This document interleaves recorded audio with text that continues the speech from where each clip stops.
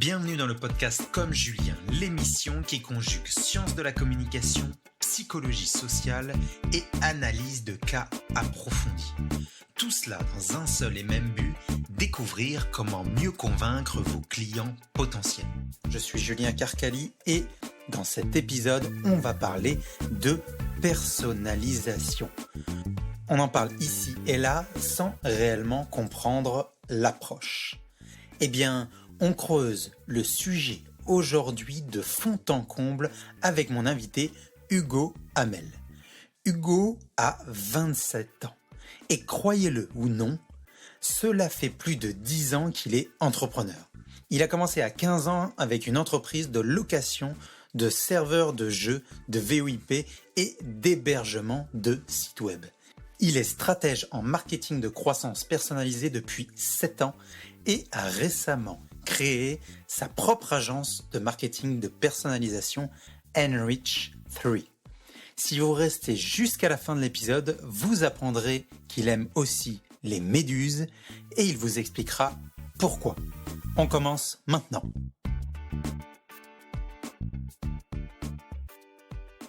Bonjour Hugo Hamel de Enrich3.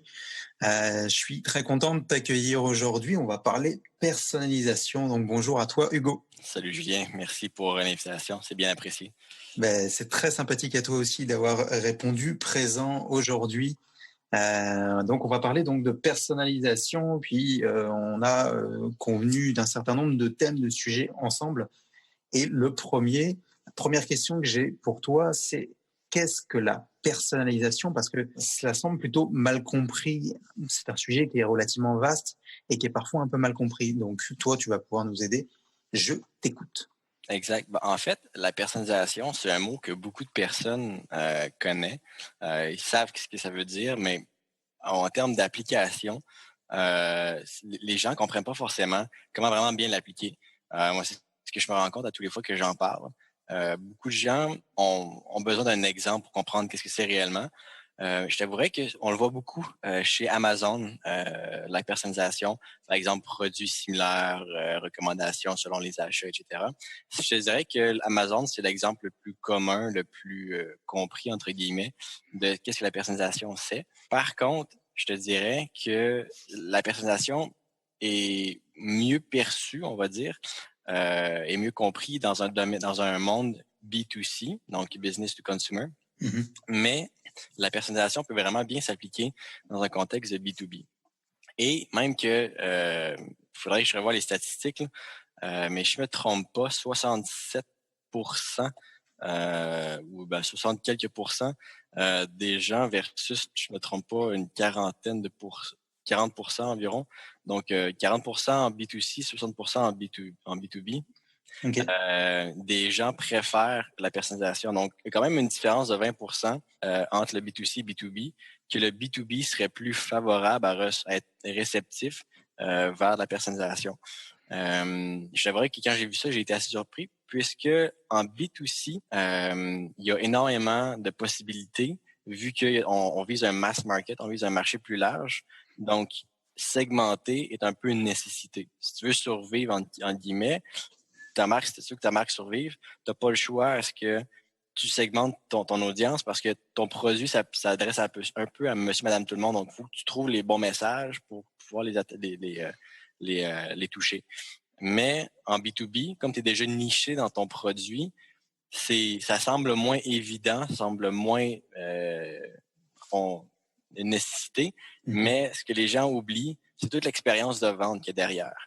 Donc, on parle vraiment de partir du début du sales funnel et du sales cycle, du cycle de vente, jusqu'à la fin. Il y a moyen de personnaliser tout ça pour rendre comment est-ce qu'on peut changer un peu le contenu et le message qu'on va s'adresser, dépendamment à qui on s'adresse et de où est-ce qu'il est rendu dans le cycle de vente. Là. Donc, je te dirais que c'est vraiment là pourquoi est-ce que je trouve que c'est vraiment pertinent de parler personnalisation puis on va dire, démystifier c'est quoi la différence entre le B2B et B2C, puis de vraiment bien le comprendre, la personnalisation, vu que on pense toujours personnalisation égale référence de produits similaires, recommandations sur les produits achetés, mais on peut aller vraiment au-delà de ça.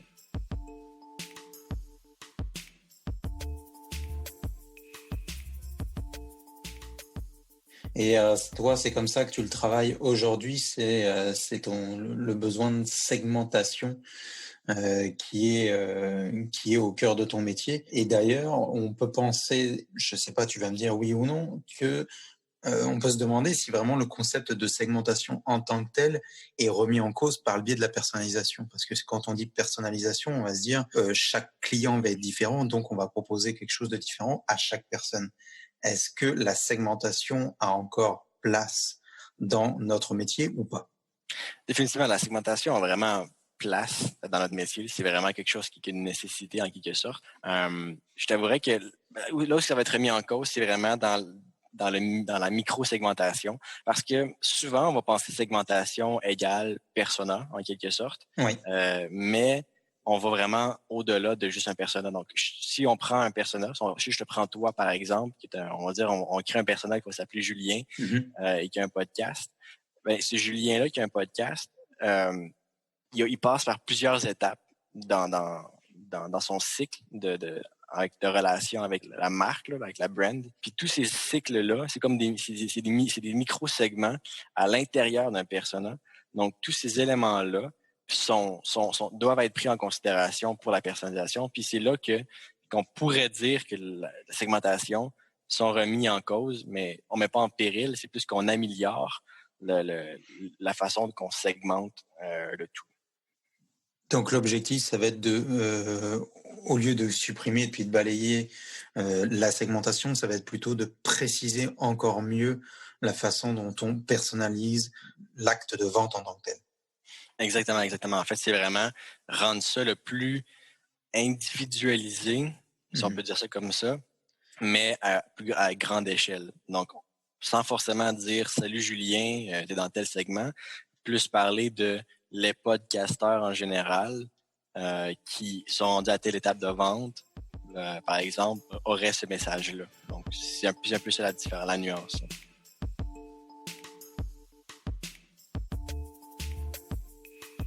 Et tu parles justement, t'as émis le sujet de comment dire de la globalisation et de rendre ça plus grand. On a parlé très rapidement hors antenne des algorithmes LinkedIn, Facebook qui changent très régulièrement. Et pour nous marketeurs, mais encore plus pour globalement les PME et tous les entrepreneurs, c'est extrêmement difficile à suivre. Selon toi, comment on peut comprendre ces algorithmes pour pouvoir les utiliser dans la personnalisation? Comment exploiter les données des algorithmes qui sont réellement en perpétuel changement actuellement? En fait, la personnalisation, quand on l'utilise, on touche pas forcément à l'algorithme. C'est plus l'algorithme qui va changer pour afficher du contenu qui est pertinent pour nous. Donc, par exemple, si on prend en fait, presque tous les médias sociaux de nos jours ont un algorithme derrière pour nous montrer du contenu qui est pertinent selon ce qu'on a déjà aimé dans le passé ou selon ce que nos amis aiment, etc.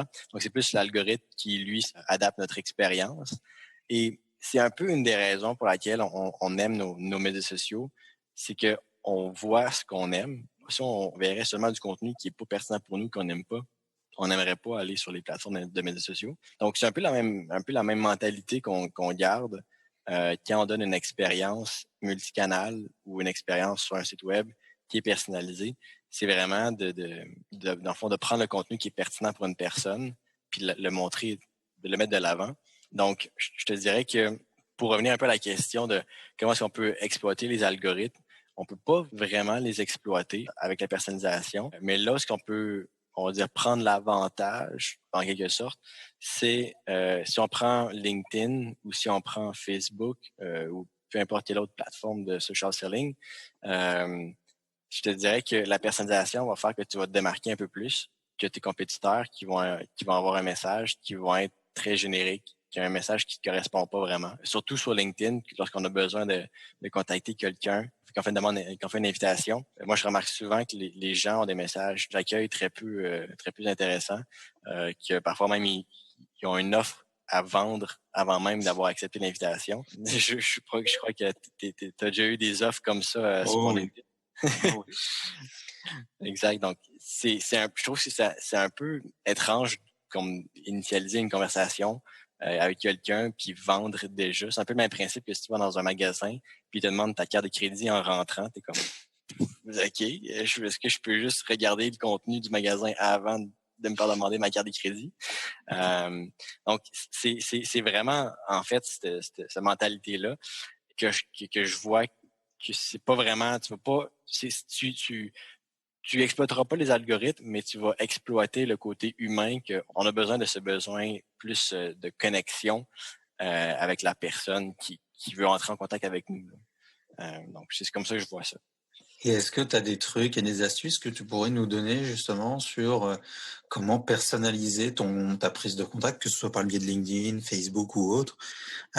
Toi, tu dois avoir des astuces pour pouvoir mettre en place une relation de façon la plus saine possible dès le départ et mettre en confiance la personne à qui tu parles. Je te demande ça, c'est des choses qu'on n'avait peut-être pas forcément vues, mais si tu as quelque chose à nous donner, c'est le bienvenu.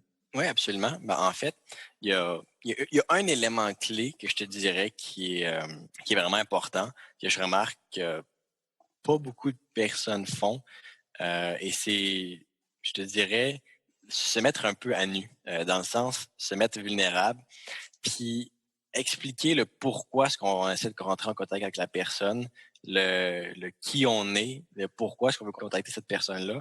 Je te dirais que c'est la première chose que moi, personnellement, qui me vient en tête quand quelqu'un m'ajoute, c'est un, t'es qui? Deux, qu'est-ce que tu veux? Trois, pourquoi je voudrais te parler?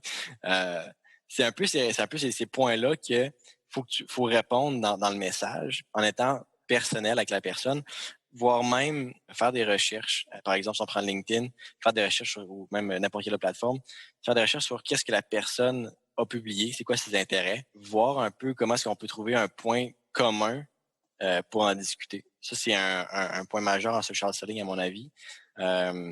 Et un autre élément, il y a des outils qui permettent d'analyser un profil. Donc, tout simplement, un exemple super banal, mais tu prends un outil d'analyse de texte, un peu dans la mentalité machine learning, tu copies-colles l'entièreté du profil, tu le mets dans cet outil-là et ça va vous donner une idée de quel genre de personne, quel genre de profil de personnalité la personne a. Il y a moyen de savoir avec ça quel genre de langage à attribuer avec cette personne-là. Donc, quelqu'un qui est un peu plus direct, quelqu'un qui a besoin d'une approche un peu plus indirecte, quelqu'un qui a besoin d'une approche plus réconfortante, plus émotionnelle. Donc, vraiment, ces éléments-là font en sorte que on peut se démarquer puis arriver avec un message qui est vraiment plus unique pour la personne qu'on va contacter, qui va vraiment correspondre à qui elle est et qui va répondre à ses questions quand on va voir le message.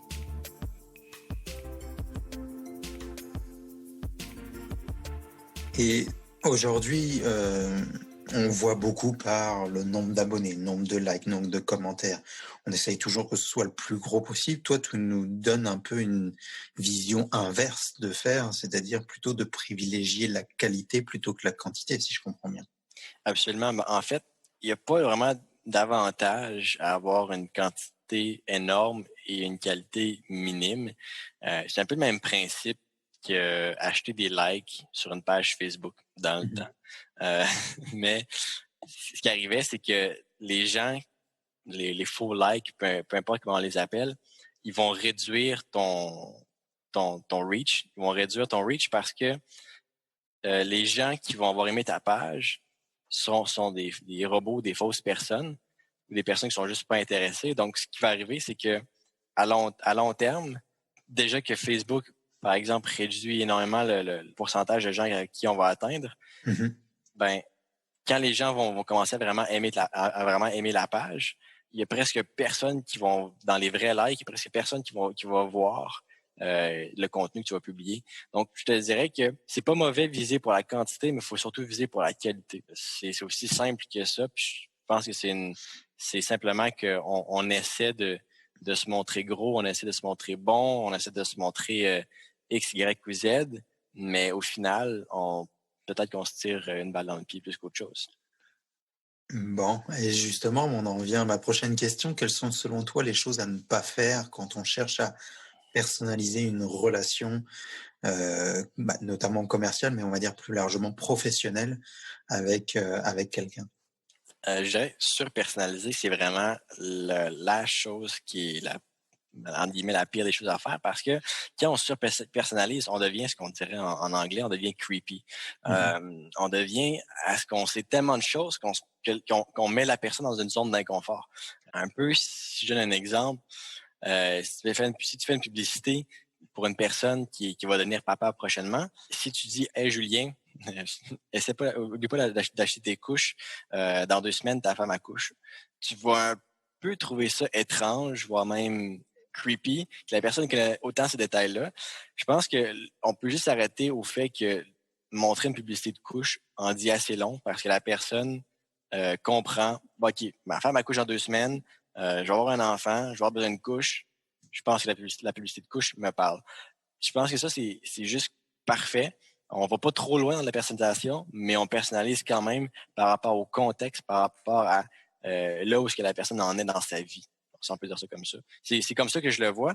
Parce que si on devient trop, entre guillemets, intense sur ce qu'on peut personnaliser, même si au final, moi personnellement, je trouve que c'est fou tout ce qu'on peut savoir sur une personne, mais on devient un peu dans une personne, un caractère, une personne qui est vraiment trop, qui en sait trop, puis que la personne ne voudra juste pas nous parler parce qu'elle va se poser la question de pourquoi cette personne-là en sait autant sur moi, puis moi, j'en sais pas sur elle.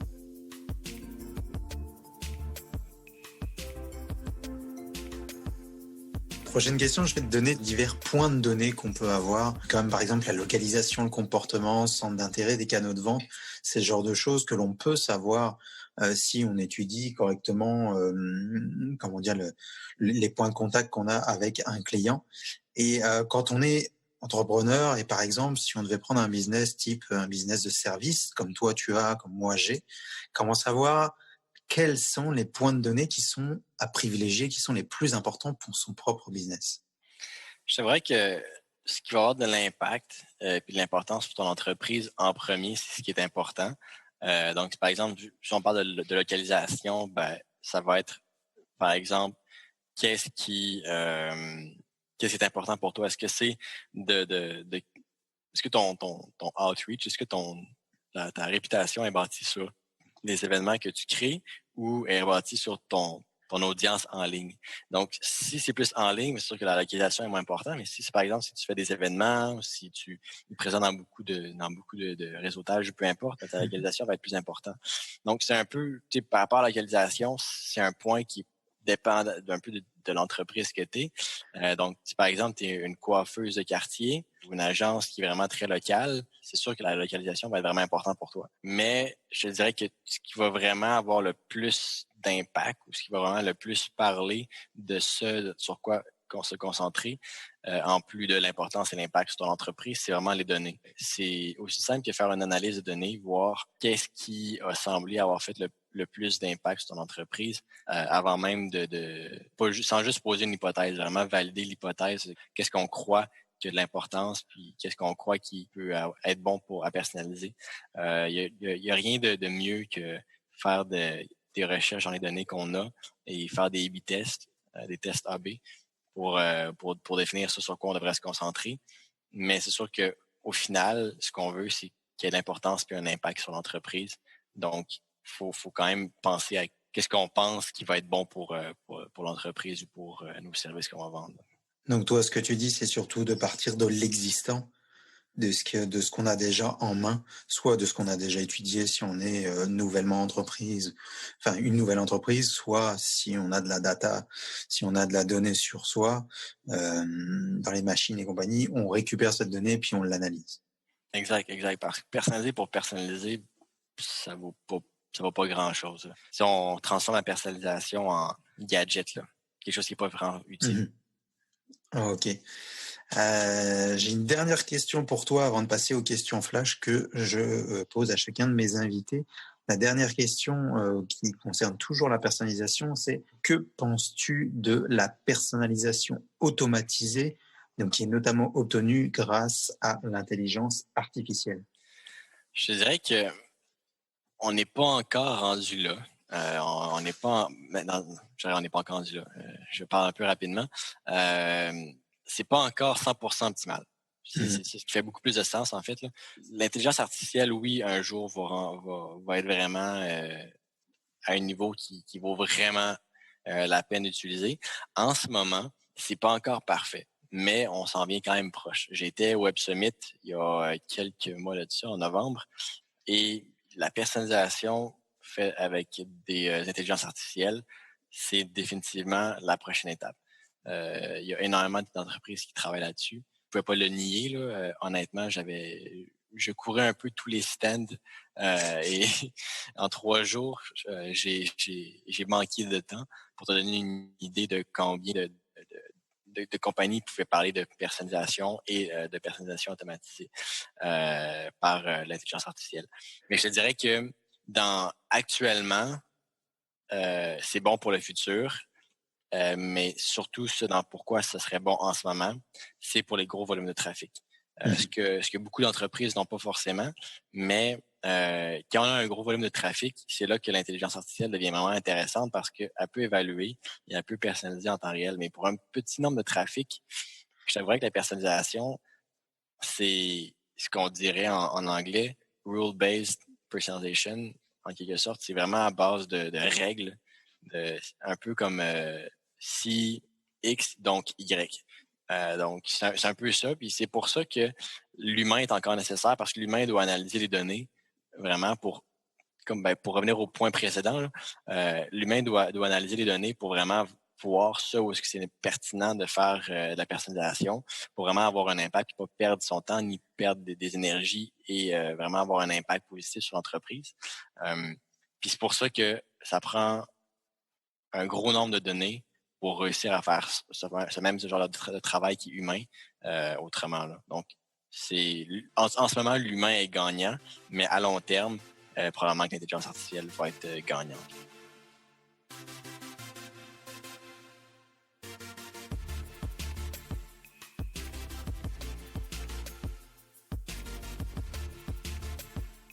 Donc, 2 questions flash maintenant pour terminer pour toi, des questions que tu as choisies. Donc, tu vas pouvoir me dire la première, si tu avais un tableau sur lequel afficher quelque chose chez toi, qu'est-ce que ce serait? Donc, qu'est-ce qu'il y aurait sur ce tableau et pourquoi?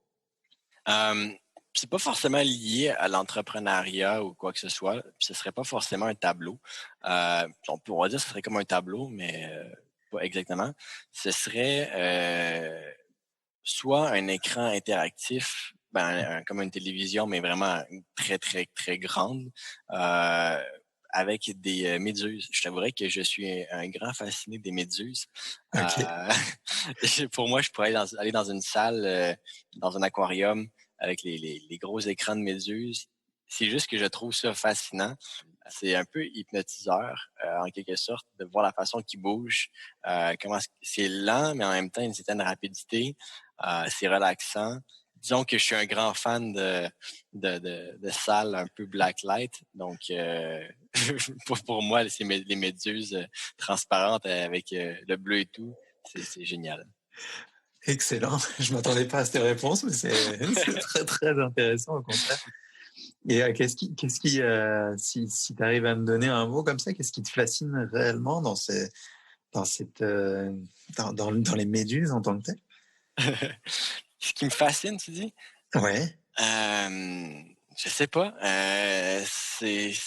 Ou qu'est-ce qui t'a marqué un jour pour que tu te dises, tiens, c'est les méduses, ça me fait triper. Tu sais. Je trouve ça beau, pour être honnête. Je trouve ça beau. Puis il y a un certain élément qu'on voit peut-être pas, mais dans le sens que ça semble vraiment naïf et vraiment comme délicat et super sympathique.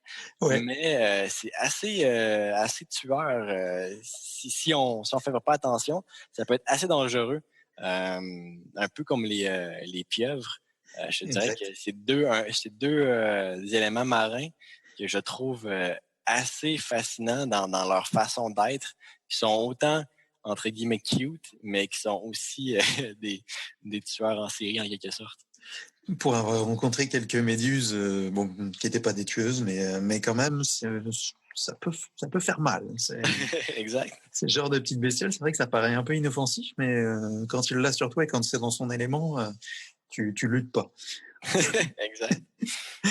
Ok, deuxième question pour toi. Quelle mauvaise recommandation as-tu déjà entendue concernant ton métier? Si on parle vraiment de personnalisation, je te dirais que c'est vraiment comme j'ai un petit peu déjà mentionné, là, si c'est mal fait, si c'est mal exploité, la personnalisation va devenir vraiment comme un gadget, une vitamine.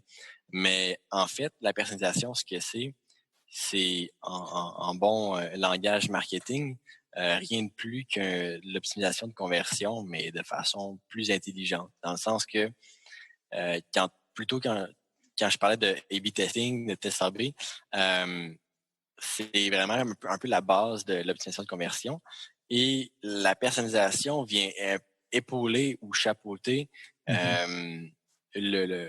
ces optimisations-là parce que on optimise en même temps de personnaliser. Dans le sens que en personnalisant, on devient plus pertinent, puis en étant plus pertinent, on augmente le taux de conversion. C'est un peu le même principe quand on fait l'optimisation de conversion. L'optimisation de conversion, quand on le fait, souvent on le fait en général. En fait, pour une audience générique. On le fait vraiment pour tout le monde. Mais la personnalisation, on fait la même chose, mais par segment. C'est là que ça devient intéressant. Cool.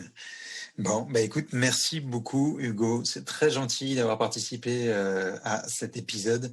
Je vais te laisser le mot de la fin, mais je voulais vraiment te remercier. Et puis, je voulais que tu saches que j'ai passé vraiment un très bon moment à parler de personnalisation avec toi. C'est extrêmement agréable. En plus, tu connais très très bien ton sujet. Je dis ça parce que quand on a préparé le podcast et le peu de questions le peu d'échanges qu'on a eu, j'ai vraiment senti que tu avais envie justement de personnaliser l'expérience pour nos auditeurs. Donc, ce qui est une superbe chose. Donc, je voulais te féliciter, puis je voulais te remercier pour tout ton bon travail et pour cet échange. Ça fait plaisir. Dernier point, je pourrais dire que un sujet que je sais que ton audience est aussi dans le storytelling, dans le marketing de contenu. La personnalisation peut s'appliquer à ça aussi. Un peu en même genre que les livres dont vous êtes le héros. Donc, c'est quelque chose qu'on peut appliquer à la personnalisation, on peut l'appliquer un peu à toutes les sauces entre guillemets. Donc, ceux qui veulent s'aventurer dans le storytelling, mais personnalisé à l'auditeur, dépendamment de ses intérêts, ses comportements ou peu importe, c'est possible aussi. Donc, ça, c'est un point final, un PS que je vais laisser à la fin. Mais aussi, tous ceux qui ont des questions pour la personnalisation ou quoi que ce soit, j'imagine que tu vas donner mes coordonnées ou tu vas les mettre quelque part. Tout à fait. Donc, les gens peuvent me contacter sans problème. Là. Je suis ouvert à répondre aux questions. Ça va toujours me faire plaisir d'aider de ce côté-là. Eh bien, donc le contact sera mis sur l'article de blog, puis ce que je ferai, c'est que directement je vais me le noter dans un coin, mais sur la description de l'épisode en tant que tel, je mettrai ton adresse courriel si ça te va. C'est parfait. Et comme ça, les gens pourront te contacter en direct s'ils ont des questions. C'est parfait. Ben écoute, je suis bien heureux d'avoir pu parler de personnalisation, qui est un sujet un peu méconnu ou mal compris. Donc, je crois que c'est important de clarifier certains éléments de ce sujet. Eh bien, écoute, merci beaucoup Hugo, puis je te dis à la prochaine pour l'acte 2. Parfait, mais merci beaucoup à toi. À bientôt. Au revoir. Et c'est donc ici que se termine cet épisode. Si vous avez aimé cette interview ainsi que les présentations que je propose, pensez à vous abonner au podcast Comme Julien sur votre lecteur de podcast préféré. Je vous remercie de m'avoir écouté jusqu'au bout et je vous dis à très bientôt.